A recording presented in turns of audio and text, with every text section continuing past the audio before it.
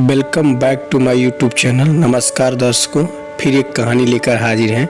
आज की कहानी है हाथी और चतुर खरगोश। तो चलिए शुरू करते हैं आज की कहानी। एक हरे भरे वन में नदी किनारे हाथियों का समूह रहता था, जिसका मुखिया चतुर्दत्त नामक हाथी था। वर्षों से वह समूह उस वन में सुखमय जीवन व्यतीत करता था, किंतु एक समय वन अकाल की चपेट में आ गया। नदी का जल सूख गया, वन की हरियाली चली गई और हाथी भूखों प्यासे मरने लगे।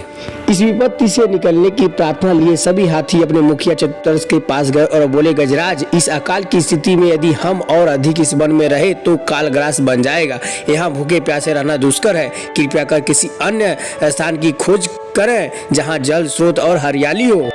चतुर्दत्त विचार मग्न हो गया। कुछ देर विचार करने के बाद वह बोला, यहाँ से कुछ ही दूरी पर एक तालाब है जो पूरे वर्ष जल से भरपूर रहता है। हमें वहीं चलना चाहिए। प्रातःकाल ही हम सब उस तालाब की ओर प्रस्थान करेंगे। अगले ही दिन सभी हाथी उस तालाब की ओर चल पड़े। 5 दिन और 5 रात की यात्रा पूर्ण कर वह वहां पहुंचे। जल से पूर्ण तालाब को देखकर वे बहुत प्रसन्न हुए और दिन भर वहां क्रीड़ा करते रहे। संध्या होने पर वे बाहर निकले और वन में चले गए। तालाब के किनारे खरगोशों की बस्ती थी, जिसमें उनके असंख्य बिल थे, किंतु हाथी इससे अनभिज्ञ थे। अंत में वे खरगोशों के बिलों को रौंदते हुए निकल गए। खरगोशों के बिल तहस नहस हो गए। कई खरगोश घायल हुए और कई मर गए। हाथियों के जाने के बाद सभी खरगोश एकत्रित हुए और सम पर आए संकट के विषय पर चर्चा करने लगे। एक खरगोश बोला, हाथियों का समूह प्रतिदिन जल के लिए तालाब में आया करेगा। ऐसे में हमारा यहाँ रहना प्राण घातक होगा। ये हमारे बिल के साथ साथ हमें भी रौंद देंगे। हम में से कोई नहीं बचेगा। हमारा वंश समाप्त हो। जीवन है तो सर्वस्व है। जीवन रक्षा के लिए जो संभव हो हमें करना चाहिए। परिस्थिति कहती है कि हमें जीवन रक्षा के लिए तत्काल इस स्थान को छोड़कर अन्यत्र प्रस्थान करना चाहिए। एक अन्य खरगोश बोला। खरगोश अपनी भूमि छोड़कर अन्यत्र जाने की विचार में दुखी थे। उनका दुख देखकर लमकड़ नामक खरगोश आ गया और बोला, हम वर्षों से इस भूमि पर निवास कर रहे हैं। हम अपनी भूमि को क्यों छोड़ें? इस भूमि पर हमारा अधिकार है। हमें हाथियों से बात कर उन्हें यहाँ आने से रोकना चाहिए।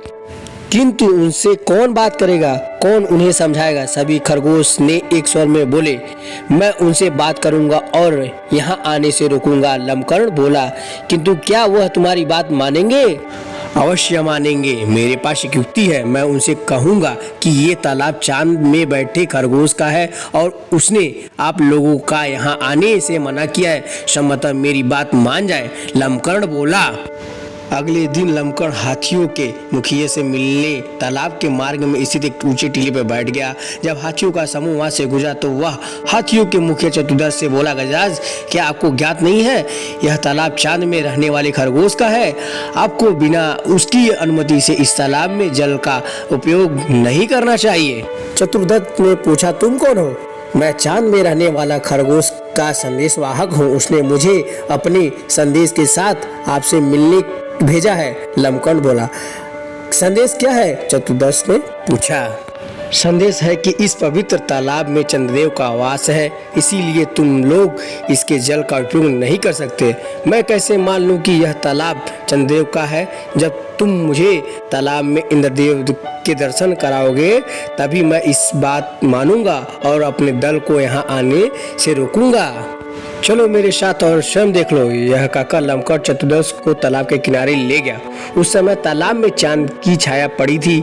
लमकड़ चतुर्दत्त को वह छाया दिखाते हुए बोला, गजराज, देखो तालाब में चांद का वास है। अब तो मेरी बात मान लो। चांद की छाया को चंद्रदेव समझकर चतुर्दत्त ने उन्हें प्रणाम किया और वहां से लौट गया।